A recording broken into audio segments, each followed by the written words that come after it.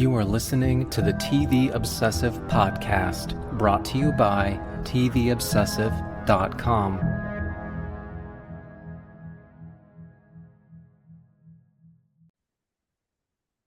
Hello, welcome back to episode 141 of the TV Obsessive podcast. My name is Ryan Kirksey. I am a writer and contributor for TVObsessive.com and joined once again by Cameron Crane, executive editor for the site. I have a Muppets fact for you on the day that we are getting the Muppets special tonight. I know that my family is going to sit down and watch that. I have something to reveal to you. It is 50 years since the Muppet Show first came out. The Okay. the fifth season of The Muppet Show ran from October 1980 to March 1981, so roughly 5 months. And in that span, Yeah. they did 24 episodes. Can you imagine doing that today? Yeah, man. It used to be like, 24 episode seasons, then it was 22 episode seasons. Now we feel like if you get 15, that's a lot.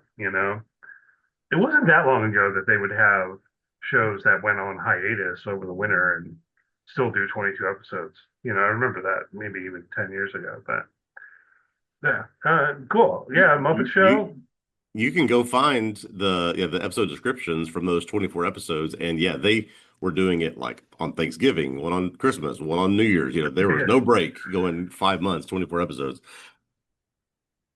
that's cool. Are those old episodes available to stream? Do you know?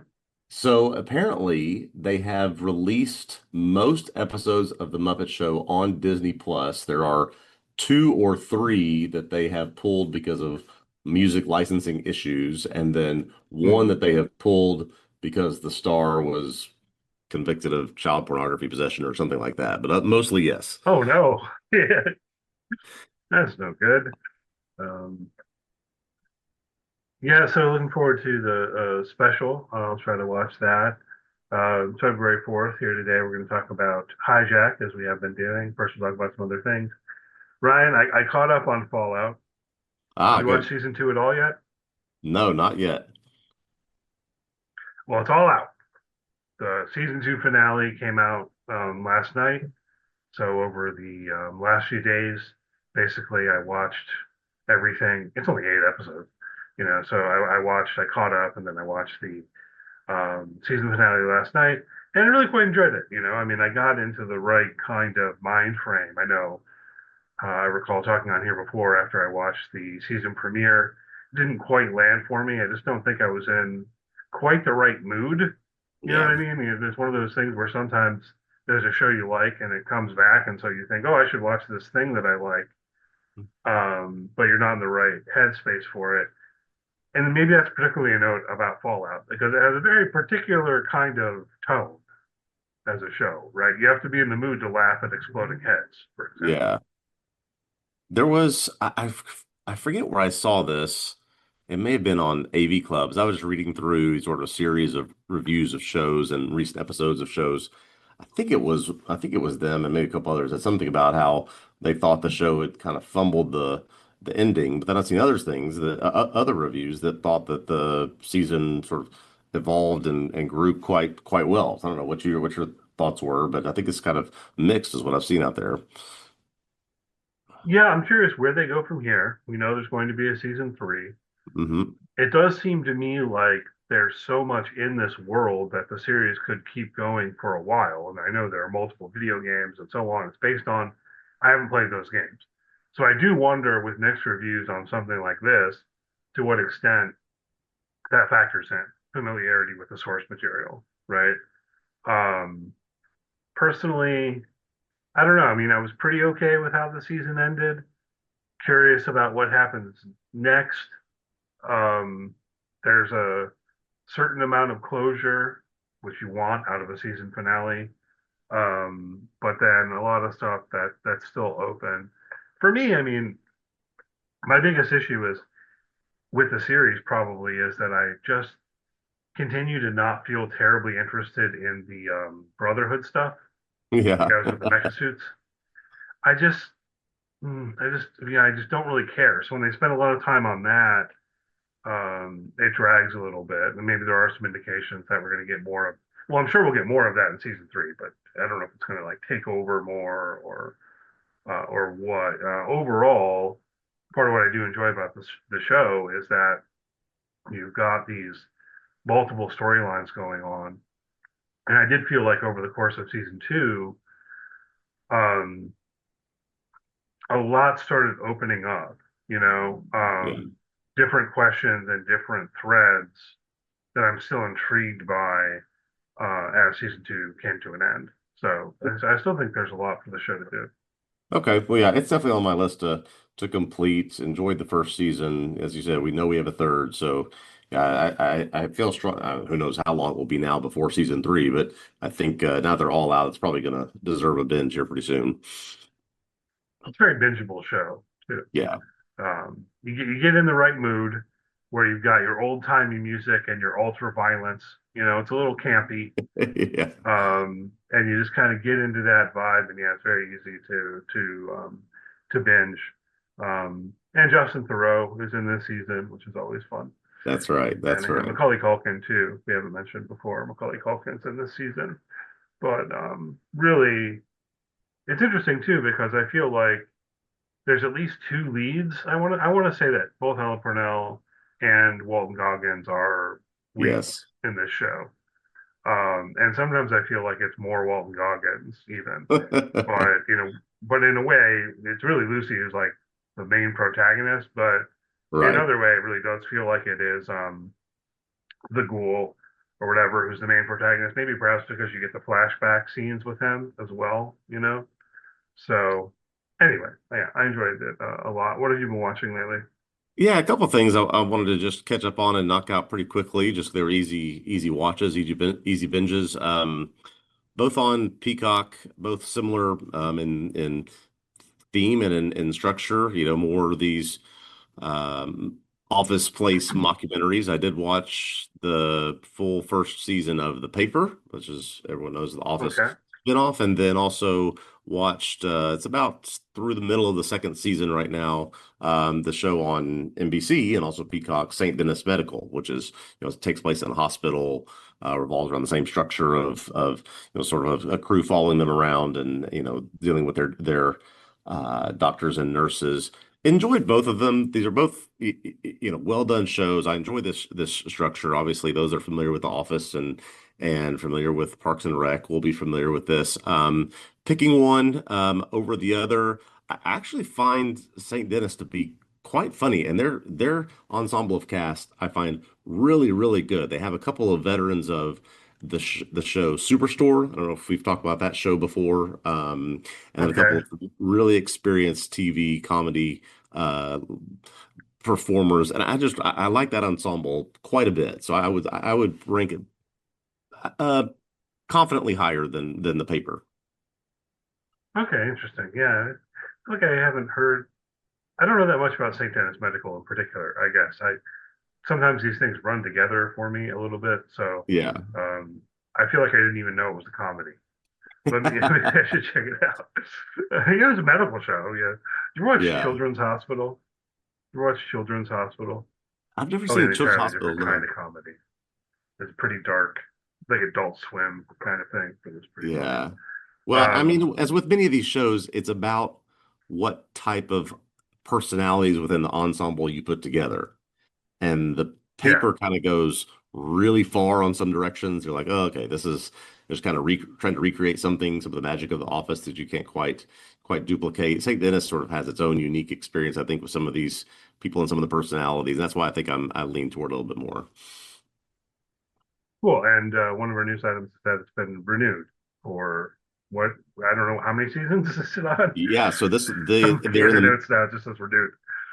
yeah, so this is in the middle or towards the end of the second season, and they've already picked it up for a third. It's one of these rare comedies that's airing on the linear station and on Peacock that's actually gaining audience as it goes along. So they've decided to go ahead and renew it. Cool. Yeah, man. Check some of the stuff out. We were talking recently about network TV and maybe it's having a little bit of a revival overall. Right. So let's make a little list and check some of these shows out and make sure I'm on top of what's going on out there. Um, One thing I put in our notes here, maybe it was a couple weeks ago, it was a light news week. We talked about White Lotus casting. Since I Mm. saw there was more White Lotus casting, I thought I'd follow up. Ari, last time we talked about this, yeah, we weren't super excited. We were just kind of like okay about the people listed. Do any of these uh, casting announcements excite you? Got Helena Bonham Carter, Marissa Long, and Chris Messina. Yeah, I think we have to say Helena Bonham Carter is now the headliner of the group we have so far at this point, and so That's how now I I'm felt. Yeah. pretty much hooked. Not that I wasn't hooked before, but with Helena Bonham Carter, and I was looking back at what I know about Chris Messina. These are a couple of strong choices, but yeah, I will be very curious to see how they deploy Helena Bonham Carter, what type of character they give to her in this show. Yeah, me too, for sure. Yeah, that one kind of got me excited more than the others. Along the lines of with last season, the announcement of like Parker Posey and things Yeah, like this. That's it's easy for my imagination to get going thinking about her in a White Lotus role, I guess. yeah, yeah. And No, Chris that's Messina also, yeah, they keep yeah, it seems like they sort of trickle these things out two, three, four at a time. That this may actually be setting up that we get one more rollout of these that even, some bigger names towards the end. I think that was sort of the pattern that they've had for season three. We may get one more announcement at some point before season four production kicks off. yeah. I wouldn't be surprised. I mean, it's the kind of show that has a big ensemble cast and all of that. So, um, regardless, I mean, I'm in for another season of The White Lotus, regardless of who they cast, basically. And I Yes. trust that they'll do a good job in casting the series and all of that. But yeah, I thought I'd follow up on that. A bit excited about Landon Bottom Carter in particular, who, they always do the thing where they like list films in parentheses or whatever. But Yeah. for me, it really goes back to like Fight Club, I think was the first time when she Oh, really made an wow. impression Yeah, on me. that's right. Um, anyhow, another thing we talked about in the past is finally happening. The Cape Fear series coming to Apple TV. Sorry, Amy Adams, Javier Bardem, Patrick Wilson, right? Um, Coming in June. We excited about this? Yeah, I think if I recall our conversation from before, I've told you how much a fan I am of this movie. I mean, this is one of those when I reached, 16, 17, 18 years old, I watched this movie a lot. And so maybe because of that was somewhat cautious about adapting this into a TV show, but then you hear Amy Adams and Patrick Wilson and Javier Bardem, and so now I'm back in, and yeah, I don't know much that'll be on top of this show when it comes here in June and July. So with that sort of triangle of performers, I'll certainly be in on this. Yeah, me too. And we'll see. It's we've talked about this before too with Apple TV. Whole lot of stuff on Apple TV that we really like, but it does have a certain tendency to fall more in the sci-fi bucket, maybe than Yes. anything, or some of the comedy stuff. Where a lot of the dramas that they put out, we feel a little bit like they're fine. Often you Yeah. watch it, you're like that was fine or something. So hopefully this is better than that. The cast is definitely something to be excited about. Um, I guess there's enough story to drag it out over 10 hours Yeah, or more. you can build in some world building there in the setting and in the location that they're in. I'm pretty sure if I remember correctly, this is set is set in Louisiana, sort of in this swampy, sort of mysterious area. So yeah, you can do a lot with that, I think. Yeah, so I'll be curious how they do that. Uh, Also, Apple TV. This brief note, I guess. Your friends and neighbors got a season three renewal. Season two is coming soon, right? I Yeah, still haven't watched the show. I April. know you have. John Hamm. Season two is coming in April. They're going to make a season three. So I guess Apple feels like this one is successful. Yeah, so this was interesting because 2 months before the second season comes out, we hear about a third season already for this show.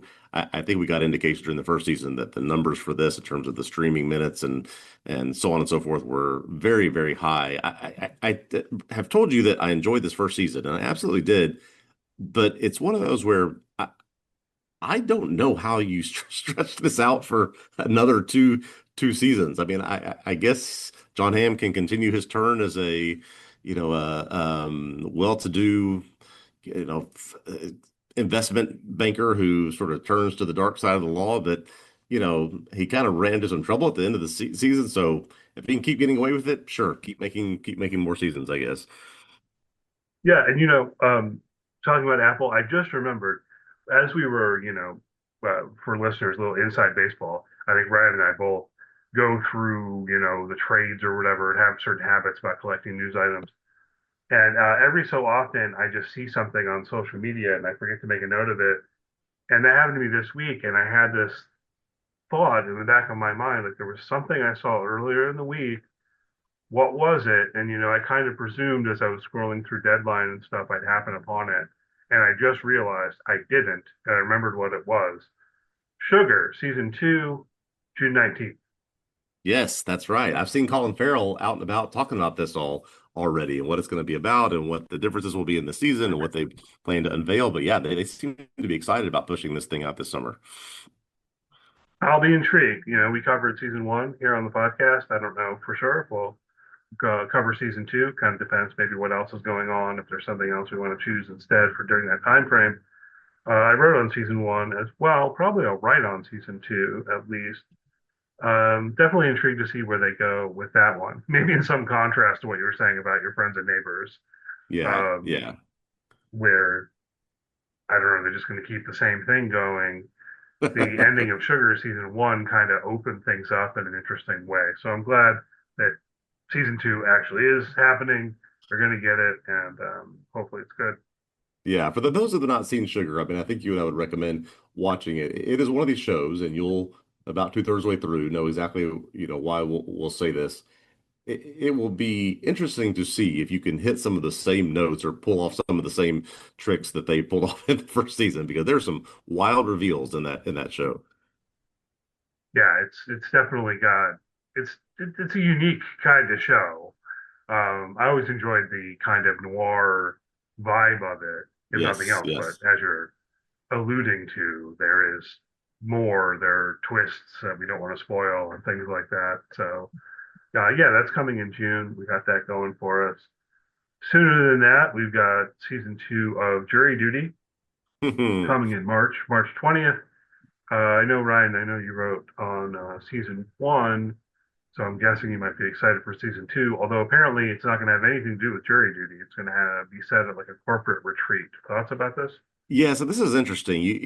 This the premise of this show, it did lend itself to the question of, how can you repeat that? And they're clearly not going to repeat Jury Duty, although this has now become so iconic to what, became this massive under the radar hit that they have labeled it, Jury Duty Presents: Company Retreat. So they're going to take the same premise of everyone in this show is in on the sort of in on the farce except one person and apply it to some sort of company retreat, which that does raise the question of if you go to a company retreat, wouldn't you know all the people that you work with already? And how are you going to pull that off? But maybe that's just part of the intrigue of, why I'll be checking it out again.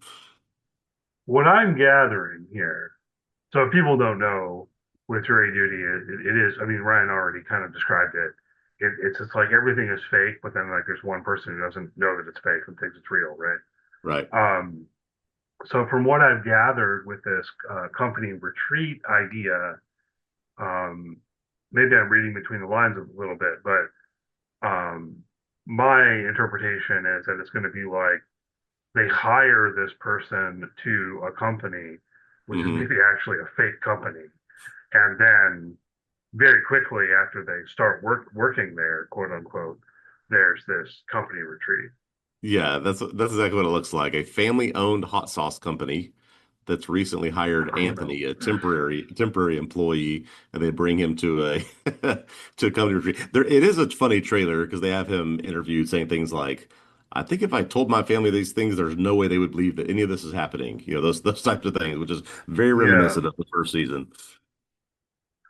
yeah, they better pay the guy at the end of the day. You know what I Yeah, mean? yeah. That would be a little bit. I don't know. You need a job. You think you got a job. It would be. a little bit upsetting potentially to find out after however many weeks that you don't really have a job. That was Yeah, listen, Ronald Gladden, who was the, unknowing, unwitting star of season one, sort of got acting gigs and endorsement gigs after this first season. So he's doing just fine. yeah. So we'll see. You know, keep an eye out for that. March 20th. And then the other things we have down are further down the line, early development kinds of things, but potential sources of great excitement for some. Let's start with the chain because I'm excited just because Damon Lindelof is involved. Do you have any familiarity with the source material here? It sounds intriguing, but I don't. Yeah, this is not a book that I have read before. However, I am very curious to check this out. Some sort of thriller described as a scenario where a family has a child that's kidnapped. In order to get that child back, they have to kidnap another child, and it's sort of this chain of events that continues. And obviously, they don't spoil what the story is or what the ending is, but certainly an idea that has some sort of twisty turns that Damon Lindelof is going to adapt into what he's calling a pretty shocking and exciting thing for him to be able to explore, at least in the world of this universe. Yeah, I mean, just going based on the comments he made about the source material, I'm excited. I mean, a lot of times this happens where they're adapting a book or something like that, and I haven't read it. But the very fact that there are lots of fans of the book or whatever Yeah. speaks towards something, right? Like there's probably an interesting story here. If Yes. they, and generally a fan of Damon Lindelof. He's also involved in that Lantern show, right? Which is like the one reason I might watch that show. And I don't know Yeah. that part of me thinks that might be a trap. Like how involved is he? I don't know That's if we can expect the Green Lantern show to be like Watchmen. You know what I mean? no, Uh, listen, you're exactly right. And this sort of revived in my memory that Lindelof is with HBO on a couple year deal here. That Lantern show is getting some very strong early critical reviews. It's coming out soon. So this David Lindelof is behind that. And now I guess this will be his next project for HBO, adapting this book, The Chain. So I have not been near in depth with the DC comic universe, sort of the various universes as I have with Marvel, but I will certainly be going in on Lanterns to see what it's like, and if it's good enough, yeah, maybe we'll put some stuff up on the site about it. It's supposed to be quite good for people that have seen it. yeah, I'm intending to check it out. Also, I mean, Watchmen was great. The Watchmen Yeah. series was great. I Yep. thought. I saw someone recently post a still from the Watchmen series, and it was of like the cops with their masks on, and their comment was when Watchmen aired, I thought this was unrealistic. Anyhow, I don't get too Oh boy. Yep. I don't want to get too into political. Uh, another adaptation that's been announced. I know a lot of people are excited about. I haven't read these books either, but apparently it's books plural. Cosmere, I guess I'm saying that right. Brandon Sanderson. And this is going to be adapted for Apple TV. It does seem like this is one of those things where there was almost a bidding war between different Hmm. places that wanted the rights to this. Um, what's your level of familiarity on this one, right? Yeah, so I mean, as you know, I've in recent years been reading a lot of fantasy and sci-fi and sort of where those two genres overlap. And while I have not actually received some of these books for Christmas, I've not read either his Mistborn series or his Stormlight series, which are the two that they've acquired the rights to. I mean, Brandon Sanderson is like I don't know, the John Grisham of this genre. I mean, he's just like the most well-known, most prolific, puts out some of the most popular things that exist in fantasy. And so, yeah, the bidding war for both Mistborn and Stormlight was intense, as I understand it. We both agree that Apple TV has done a good job with its science fiction product, so we'll see how they do within the more fantasy genre. But apparently these are both tremendous trilogies and stories that exist in these books. So one's going to be a movie, it sounds like, or a series of movies in Mistborn. Stormlight will be more of a television show. But yeah, it's gonna be my goal to read these before any of this comes out because this is sort of seminal text if you're in the fantasy genre. Well, yeah, no, I'm definitely making note of it in terms of watching the show or whatever. Maybe if there are movies, I don't know. We'll see how it goes. What I end up watching. If it's like there are movies and a show and they're related, I'll probably watch the movies too, Yeah, I guess. yeah. Um, I don't know if I've mentioned this to you before. I've always kind of preferred if there is a movie in a book or a TV show in a book. I generally prefer to watch the thing first Okay. because, um, well, I mean, limited experiences of having read something and then seen the adaptation. But the one that really sticks in my mind is Jurassic Park.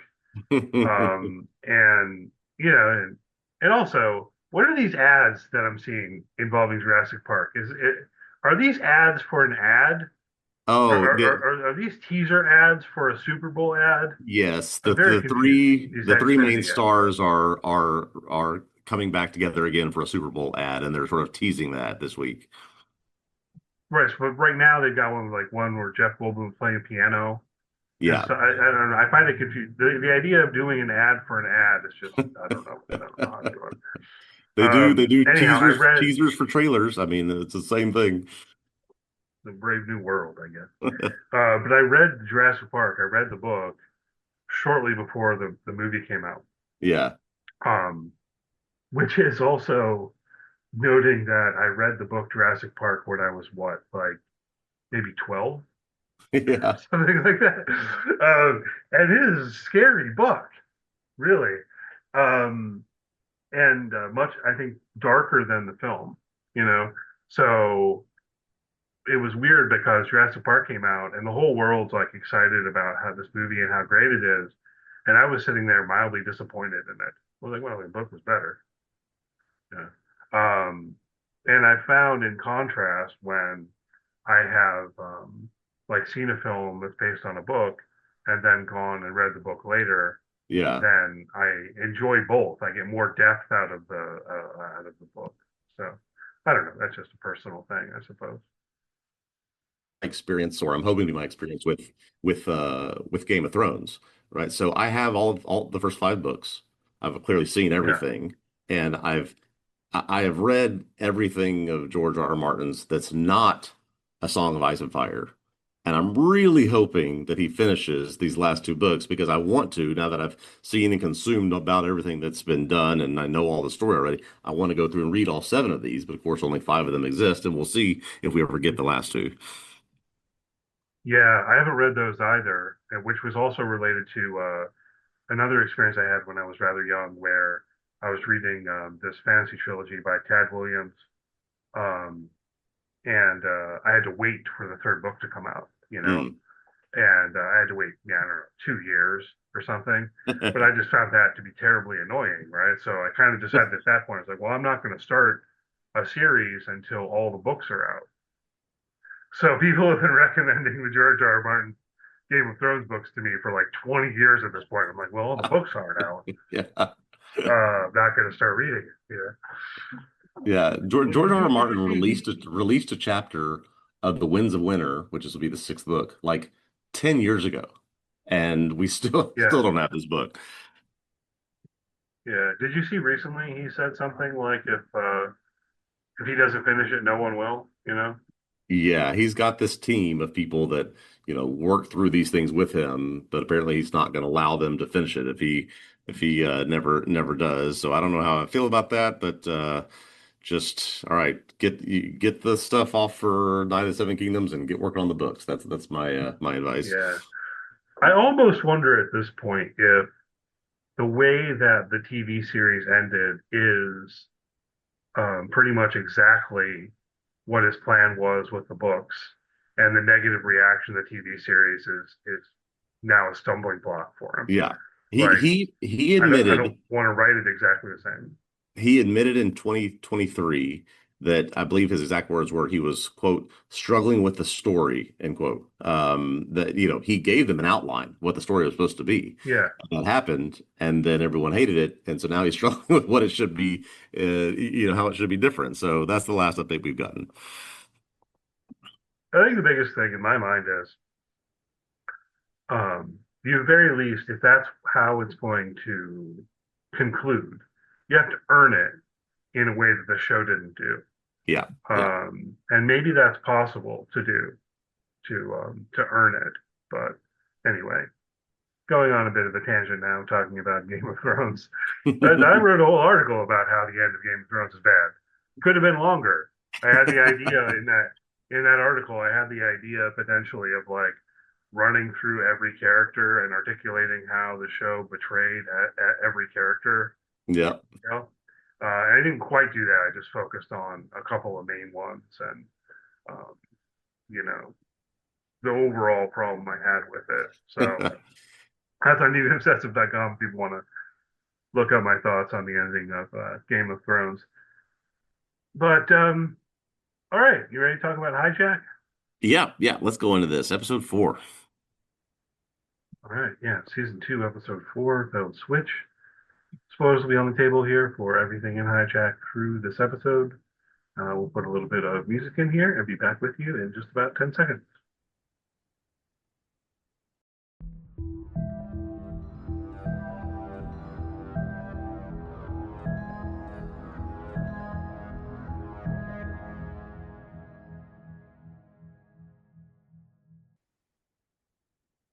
Okay, we're back to talk about Hijack Season 2, Episode 4, titled Switch on Apple TV. This episode written by Thomas Eccleshare and directed by Sean James Grant.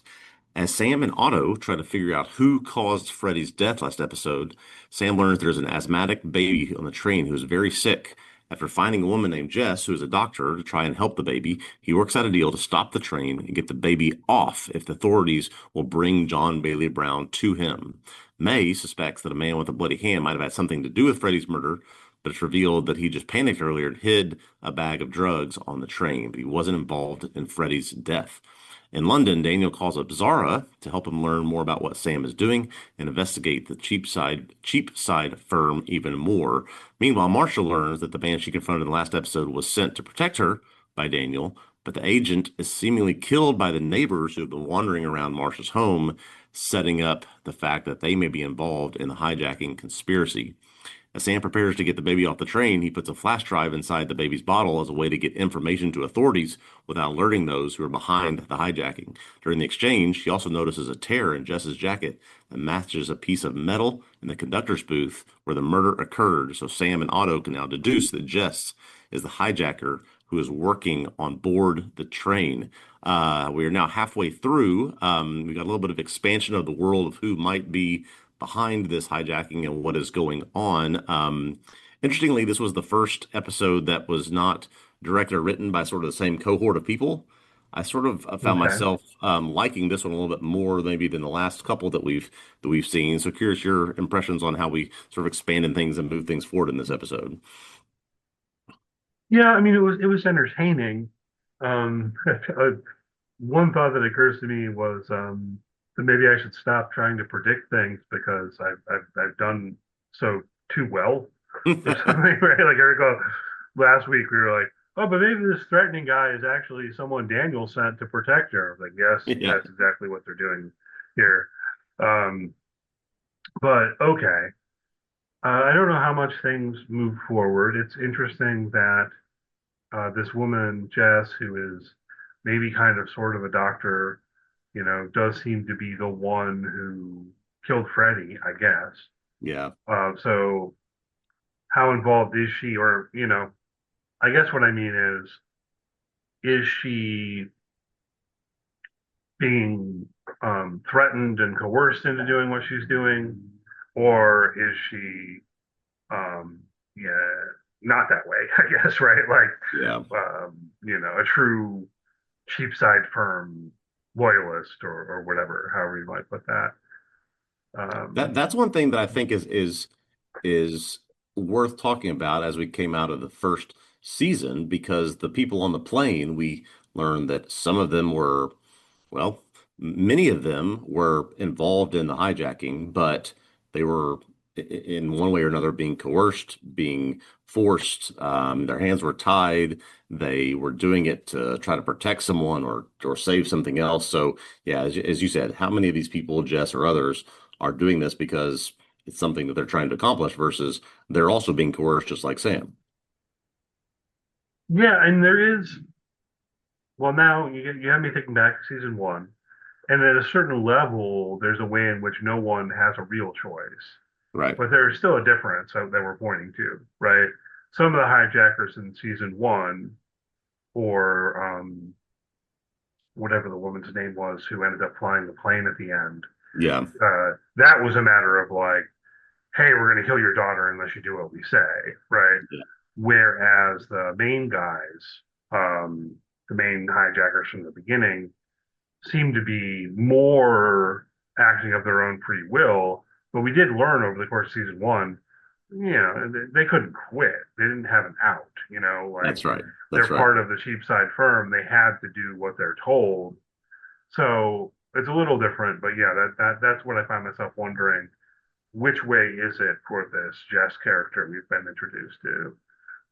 And that is what leads me, I think, to a question we have here, which is what do we think that there was a clear financial incentive that we learn about in the airplane hijacking? What is the purpose of this hijacking as we understand it here halfway through the season? Is it just to get John Bailey Brown released? Are there other motivations that we're aware of? I don't know that we have all of that information yet. Yeah, we don't really have much. Certainly, we haven't been hit with something like this as a scheme to short stocks or whatever, and probably they're not going to play that kind of card again, I don't Right. think. There's a big question, though, about what exactly is going on with Sean Bailey Brown also.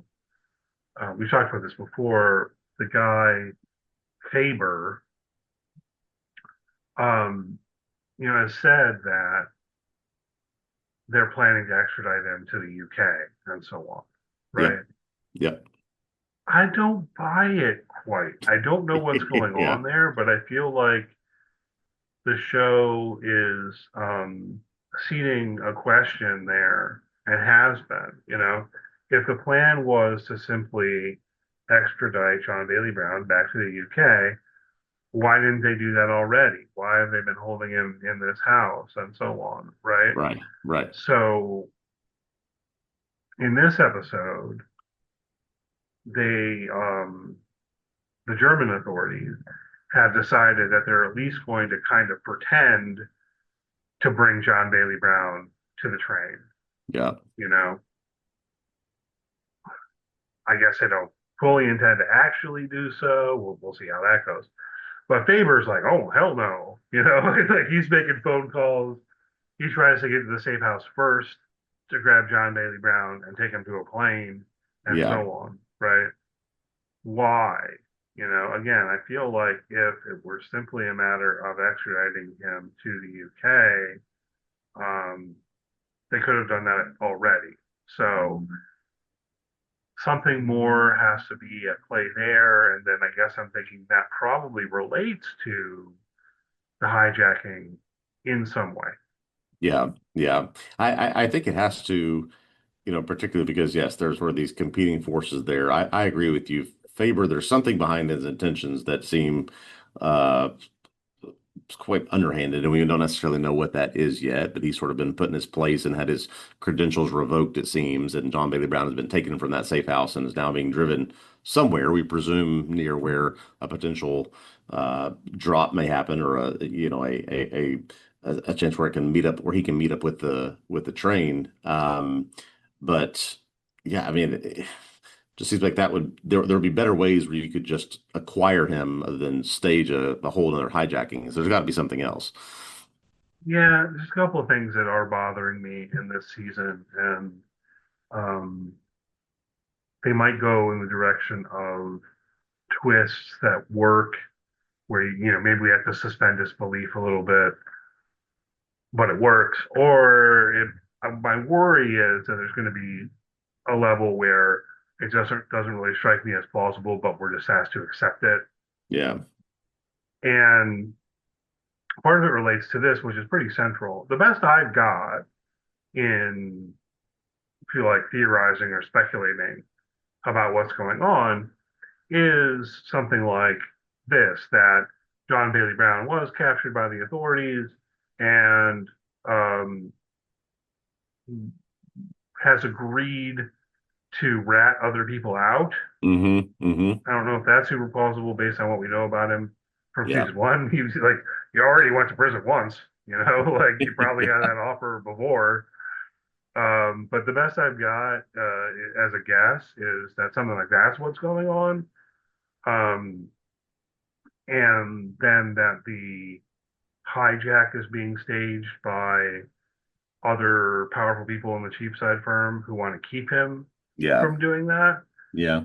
But then it's still a weird plan because it's not going to work.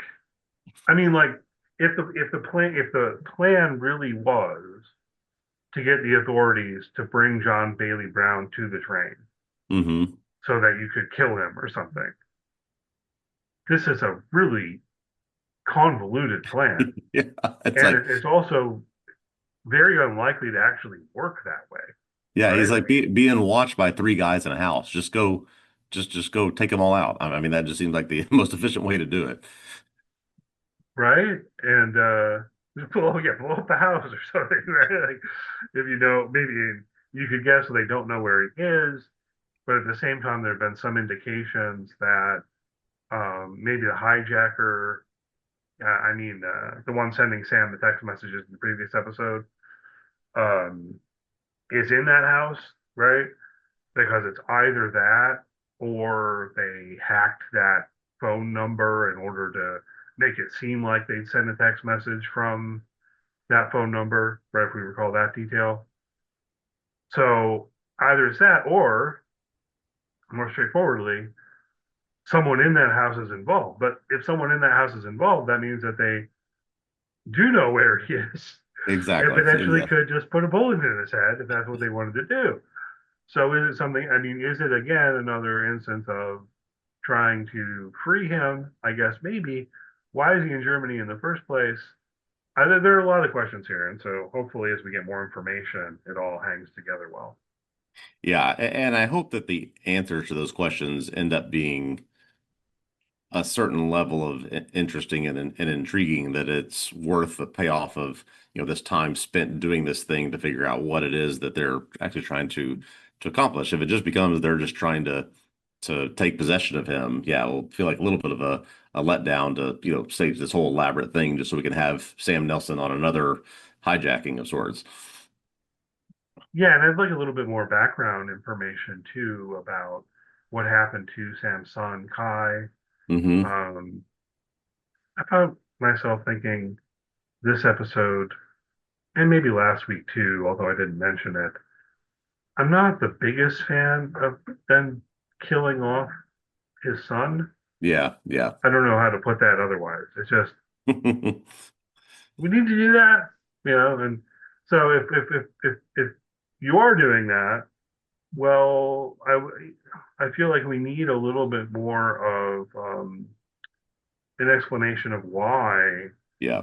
they would have, why would John Bailey Brown have killed Kai a year ago, and that's it, Whereas in season one, the way that we saw these cheapside firm people operating was sending a couple of fake cleaning guys to your house and slaughtering your whole family, you Yeah. know, leaving their limbs in the bathtub and stuff, right? So like, why would they have stopped at killing Kai in what could be interpreted as a car accident, as opposed to saying we're going to kill this whole family or whatever? Yeah, I'm thinking about my wife and I have been watching the show on Netflix, The Beast Within Me, the Claire Danes and Matthew Rhys show. We've finally Mm-hmm. finished that, and very very interesting and sort of the same sort of mystery, or trying to cover things, trying to understand the motivations of different people. And one of the very important near the end episodes is entirely spent in flashback, just explaining certain things and why certain pieces were, why people are in certain places, what happened before, what are the sort of the connective tissues of a lot of these things. I'm not usually a fan of doing it that way. You kind of takes you out of this, especially when it's a huge cliffhanger in the episode before, and it forces you to wait through, this whole Yeah. expedition. That's where I fear that we're headed a little bit with this, especially with four, full episodes left to go. But they're gonna have to do this at some point, quite a significant information dump. What happened to the son? Why did it happen? What's Sam been doing for 2 years? What's his motivation on doing this? A lot of that still is left to come. Yeah, I hadn't really thought about that. I'm not the biggest fan of that kind of structure where it's like the penultimate episode, the flashback episode, because because it often gives you more information than you need Yeah. because they feel the need to like pad out a full episode. Yep. We'll see if we get that here. I guess I would prefer or would have preferred if maybe they just gave us some of this information in a more straightforward way. Yeah. Um, but they didn't. Okay, this is what the show is. And I guess also season one was similar in certain ways where there were a lot of questions that you could call them mysteries, but they weren't even quite mysteries. They were just kind of like withheld information, you Yeah. know. Um, because when I think of a mystery, I feel like there's more intrigue there, or your imagination can get going about the possibilities or something like this, as Yes. opposed to just not having any information, like Yeah. Sam's son died a year ago in a car accident. That's all we know. He thinks That's right. Cheapside did it. That's all we know. We don't know what happened. What is it about this car accident that um, makes it plausibly interpreted as a murder? We've got nothing else to work with. But Yeah. we'll probably get it at some point down the line. So Sam seems to be a couple of different ways in this episode. We learned he's sort of dropping breadcrumbs of what's happening here. He sneaks out the USB in the bottle, which I believe we know it contains footage of what's happened inside the conductor's booth there, sort of see what actually Yeah, happened. And then we have the detective who's sort of exploring the original station where Sam got on the train. And this guy finds in the vending machine, looks like a coaster, maybe from a pub or something. And we don't see what's on yeah. that. But he's been, it's another one of these things that Sam has dropped along the way. Do we have any sense of what that was that he found? Is he just trying to give information to the authorities to prove to them that he's not involved in this, that he's being coerced? That's sort of my best hypothesis of what's happening here. Yeah, I mean, I guess he's trying to leave a little clue along those lines. Yeah. And we probably have to wait for that detective to follow up on it to make more sense of it. Um, we do have enough to make more sense of the fact that in the first episode he bought like a can of soda and just threw it away, Yeah. which was something that had kind of stuck in my mind. Like, what'd you do that for? Yeah. Yeah. Um, While looking which is directly into weird. the camera to sort of see me and see me doing this. Uh-huh. So now it's clear at least that the reason he did that was so that he could leave this coaster as a clue in the vending machine, I guess, Right. right? Because of course, when they look at that security footage and they see him buy a can of soda, stare into the camera, and then throw it in the trash can, they're like, "Well, what's that about? We should go check out that vending machine." Okay, Yeah. where does that clue lead? I'm curious. I'm definitely curious, but I don't know that we have enough to speculate on other than what, like it's a bar owned by the Cheapside firm or something like this, Yeah. I guess, Yeah. Um, well, the other thing, the USB drive, yeah. There's a camera in the cab, and we've been told that it only records what's going on Right. in the train car there, and records it to the hard drive. He wants to look at what's on that USB, but he can't because it's encrypted, Otto says.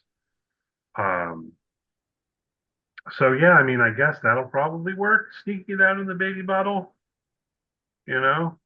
Yeah. I Medic. mean, as long as that mom doesn't throw it away, yeah, she should work fine. Yeah, I mean, you're relying on the baby's mother seeing the USB drive and going, "Hey, what's this?" and handing it over to the authorities. Exactly. But like, probably she will, I guess.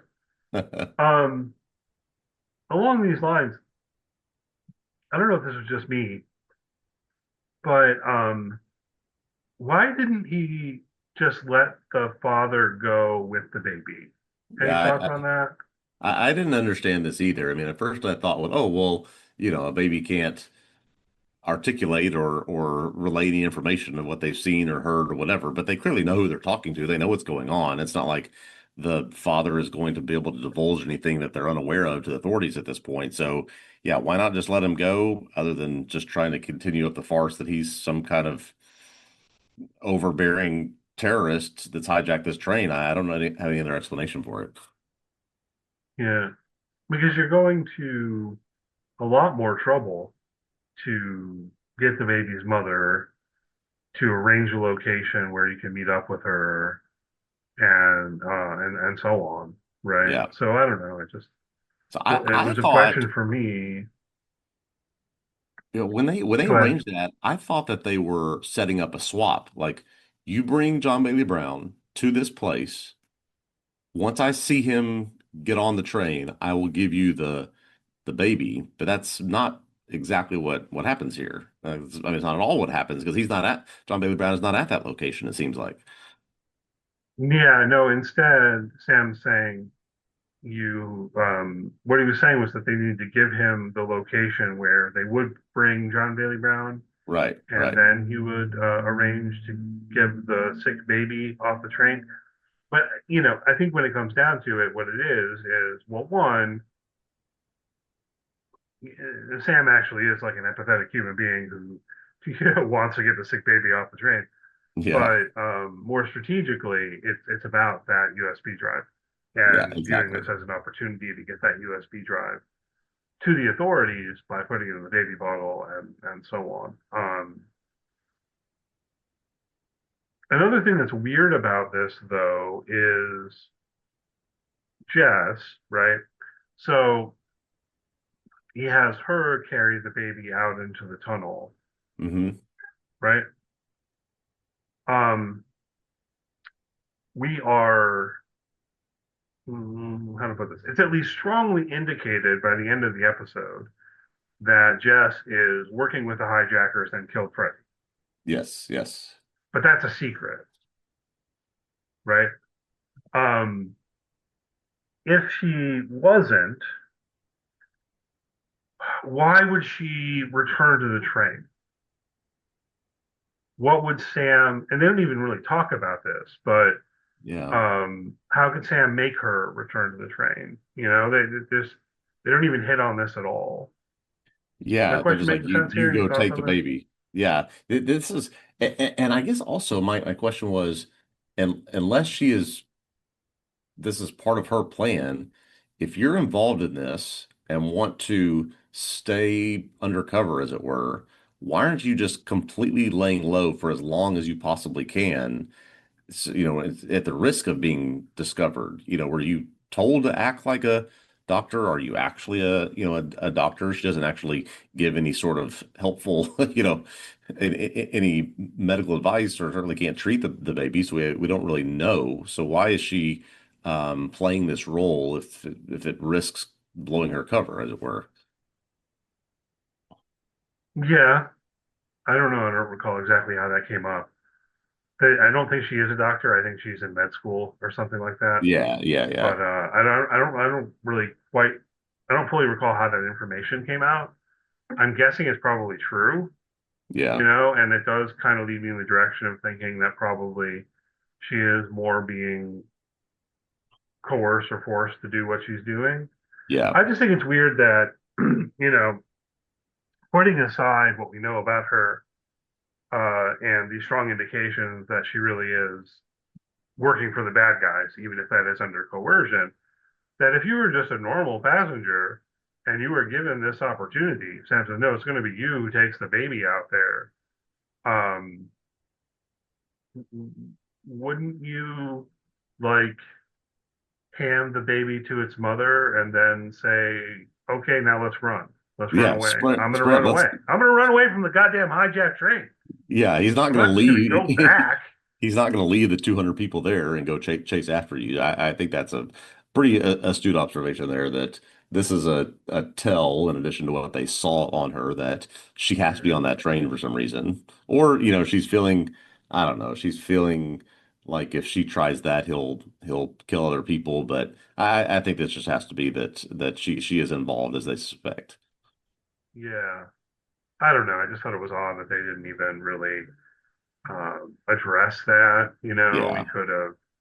It's just like she goes back to the train because, of course, she goes back to the train, Yes. and we know that she has to go back to the train because she's working with the bad guys. Yes. But again, yeah, without that, I just feel, I don't know. I feel like there should have been something in there at some point where Sam was like, and you have to come back to the train or I'm going to kill that baby's father, something, Exactly. right? Yeah. And it's just not there. It's just like she comes back because, of course, she comes back, instead of going with the woman and her baby. Anyhow, it's probably a pretty minor complaint. I had suspicions in this episode of another character on the train. I wonder what you think about this. We talked about May before. We should probably hit on what you think with regard to May at this point. I think it was last week you expressed maybe some suspicions of her, like maybe it was her. I think in this episode, the indications are no, she's just kind of like a nosy tryhard. But at one point, this older German woman talks to her and advises her to like keep her head down. Thoughts about her, the older woman? Yeah. Because part of My me my was yeah, starting to my feel first thought like, on her my first thought on her was, "Oh, you're the one who's involved in the hijacking. Sit down and shut yeah, up." right. It's like, yeah, you're a hijacker, right? Tell the to shut up. Maybe she is, maybe she isn't. I guess it could Yeah. be a red herring. But I certainly would be surprised if there is at least one more person on that train. And as you were gesturing at earlier, I almost expect there to be a little bit more to it in terms of why they hijacked the train than we know yet. Yeah. So Yeah, we really don't hopefully have we're a firm answer other than get Bailey Brown on here. We really don't have any more information than that. right. Yeah. So it's been a little bit wonky, I think, overall, right? We talked about before, it kind of seemed like at first Sam thought that he was going to be done once he got a picture of John Bailey Brown somehow. Right. Um, what they're withholding to the one woman at the embassy, Olivia, right? The one he was supposed to meet, she seems to be pulling on this thread a little bit. Why did he set up that meeting and all of that only to skip the meeting and instead hijack a train? And the timing of that is also a little bit, I don't know, there's a question there or something Yeah, worth just thinking about. all these things he's putting in place or putting together or leaving as clues as to, you know, A, I'm not actually doing this, or I don't want to be doing this, and B, here's the trail of things that I've been following that you have not been able to uncover. Let me help you do it with what I've discovered. Yeah. So I'm sure it'll all come together here in the back half of the season, hopefully in a satisfying way. Anything else you want to say about this episode before we wrap up? I think that's it for today. All right, sounds good. Thanks as always for listening to the podcast. Hopefully you've enjoyed it. If so, please do leave a good rating, review, all that good stuff. If you're on YouTube, hit the thumbs up. Please subscribe to our YouTube channel. We greatly appreciate it. Want to follow TV Obsessive on social media? If you search for TV Obsessive, you should find us. And as always, check out the website, TVObsessive.com, where you can find written work on TV, past and present, future, and so on. And as for the podcast, we'll be back with you next week. All right, looking forward to it. We'll see you next time.